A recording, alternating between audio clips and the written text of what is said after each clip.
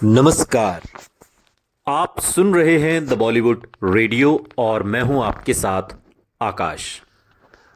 दोस्तों, आज के इस पॉडकास्ट में किस्सा राजेश खन्ना और यश चोपड़ा का है। दोनों की गाढ़ी दोस्ती और इस गहरी दोस्ती के बावजूद राजेश खन्ना को यूं अकेला छोड़ देने का भी किस्सा है। यह सवाल दशकों तक पूछा गया कि दाग जैसी सुपरहिट फिल्म बनाने के बाद भी यश चोपड़ा ने राजेश खन्ना के साथ दोबारा काम क्यों नहीं किया। यह वो दौर है जब एक साल पहले आई फिल्म दाग कामयाब रही थी और यश चोपड़ा का बैनर भी मजबूती से स्थापित हो गया था। और अब यश चोपड़ा को सलीम जावेद की लिखी एक शानदार स्क्रिप्ट मिली थी।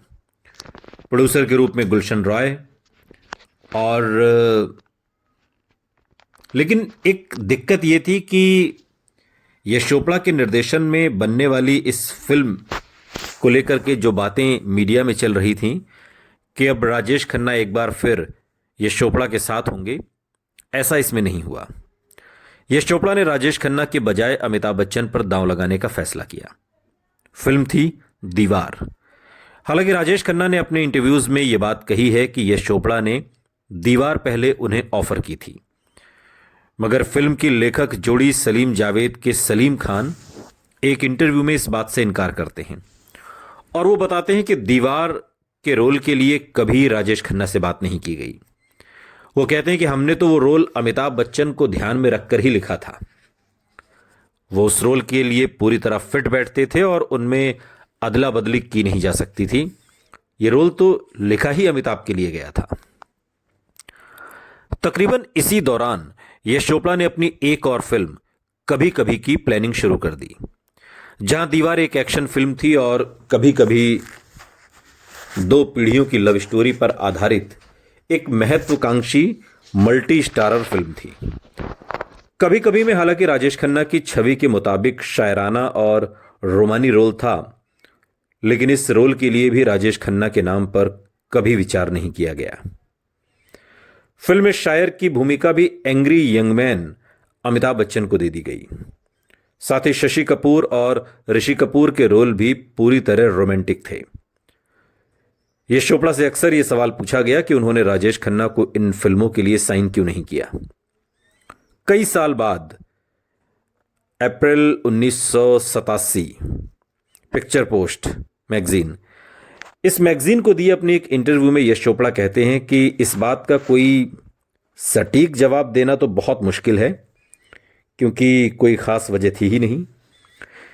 यह कुछ ऐसा है कि आप एक एक्टर के साथ काम करते हैं तो उसके साथ आपकी समझ और ट्यूनिंग बन जाती है। मेरे साथ भी कुछ ऐसा ही हुआ। फिल्म दाग के बाद मुझे लगा कि अमिताभ बच्चन फिल्म दीवार के लिए ज्यादा सही हैं, क्योंकि उस रोल के लिए जज्बाती और टफ से दिखने वाले कलाकार की जरूरत थी। और फिर त्रिशूल में भी इसी तरीके का रोल था, इसलिए वो फिल्म भी अमिताभ बच्चन को मिली और उन्होंने बहुत शानदार काम किया। यश चोपड़ा ने दीवार और त्रिशूल जैसी एक्शन फिल्मों में तो अमिताभ बच्चन को लेने की वजह बता दी, और यह वजह जायज भी लग सकती है, क्योंकि उन दिनों अमिताभ बच्चन की जो छवि थी वो एक एंग्री यंग मैन की थी, और ये जो किरदार थे, चाहे वो दीवार का हो या फिर त्रिशूल का, ये सभी किरदार एक एंग्री यंग मैन उस छवि को सूट करते थे। लेकिन जब उनकी रोमांटिक फिल्मों कभी कभी और सिलसिला के बारे में पूछा गया, तब भी उन्होंने वही ट्यूनिंग वाली बात दोहराई। और वो कहते हैं कि देखिए, मुझे उसी टीम की आदत पड़ गई थी, फिर मैंने उससे बाहर निकलने की कोशिश ही नहीं की। जहां तक काका के साथ मेरे रिश्तों का सवाल है, वो कभी खराब नहीं रहे। हमारे रिश्ते हमेशा अच्छे रहे आखिरी समय तक। मगर कभी कभी और सिलसिला फिल्म के लेखक सागर सरहदी, जो राजेश खन्ना को उनके थिएटर के दिनों से जानते थे, इस बात पर कुछ अलग कहानी बयां करते हैं। और वो कहते हैं कि मुझे याद है, मैंने एक बार यश चोपड़ा से कहा था कि एक बार तुम्हें और अच्छी फिल्म दाग तुमने एक बनाई है राजेश खन्ना के साथ, तो दोबारा से क्यों नहीं बनाते। तो फिर यश चोपड़ा ने जवाब दिया कि यार उसके साथ काम करना मेरे लिए बहुत मुश्किल है। यश चोपड़ा ने जवाब दिया और फिर सागर सरहदी ने पूछा कि क्यों। यश चोपड़ा ने कहा कि वो सब प्रोड्यूसर्स को अपने घर बुलाता है और आधी रात तक शराब पीता है। जब तक वो खुद सो नहीं जाता प्रोड्यूसर्स को वहां पर मौजूद रहना पड़ता है। फिर अगर वो मद्रास जा रहा है तो सारे प्रोड्यूसर्स उसे एयरपोर्ट छोड़ने जाते थे और जब लौटता था तो प्रोड्यूसर्स उसे रिसीव करने भी जाते थे। यश चोपड़ा ने मुझसे कहा कि ये काम मुझसे नहीं होता, ये सुपरस्टार वाली जो डिमांड है ये मुझसे पूरी नहीं होगी और ये एक वजह है कि मैं अमिताभ के साथ फिल्में करने में ज़्यादा सहज महसूस करता हूं। ये बात यश चोपड़ा ने सागर सरहदी से एक बातचीत के दौरान कही थी।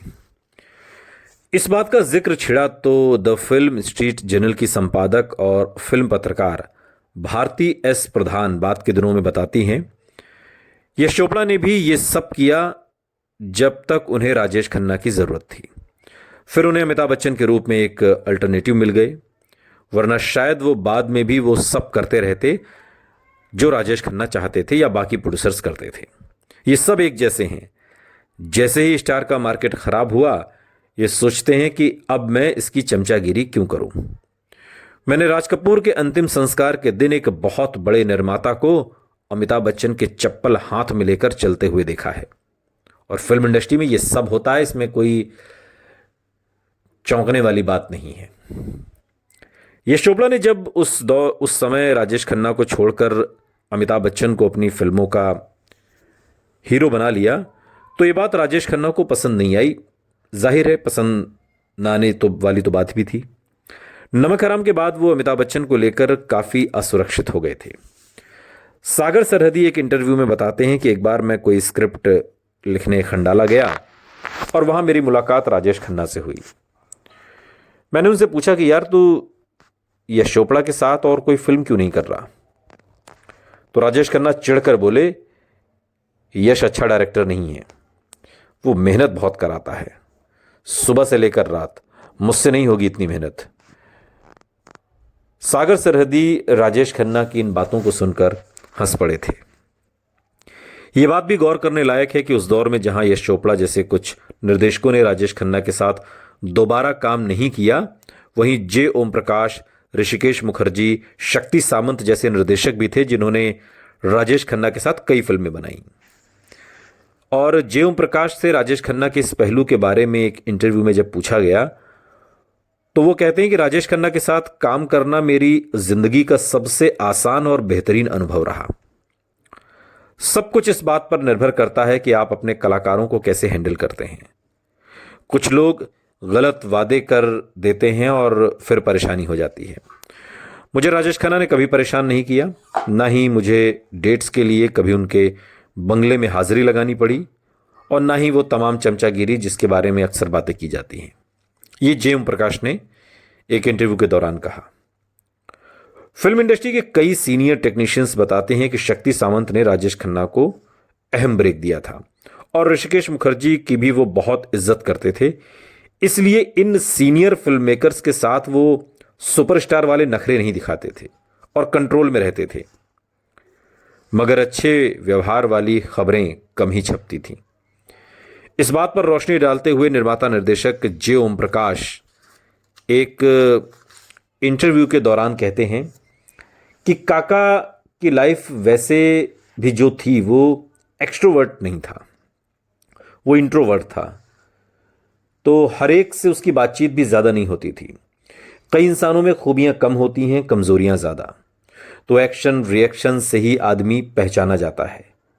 उसका जो रिएक्शन था या जनरल बिहेवियर था वो ज़्यादा लोगों की उम्मीदों पर खरा नहीं उतरा। सबको अच्छा नहीं लगा, ये बात तो मुझे भी पता है। वो चाहते थे कि उनकी टीम के लोग सिर्फ उनके साथ ही काम करें, मगर फिल्म मेकिंग एक बिजनेस है और बिजनेस में अक्सर ऐसा मुमकिन नहीं होता। और इसी वजह से उनके साथ काम करने वाले कई अच्छे लोग धीरे धीरे राजेश खन्ना को छोड़ने लगे। अमिताभ बच्चन पर खेला गया यश चोपड़ा का दांव जैकपॉट साबित हुआ। 1975 में रिलीज हुई फिल्म दीवार ने हिंदी सिनेमा को बदल कर रख दिया।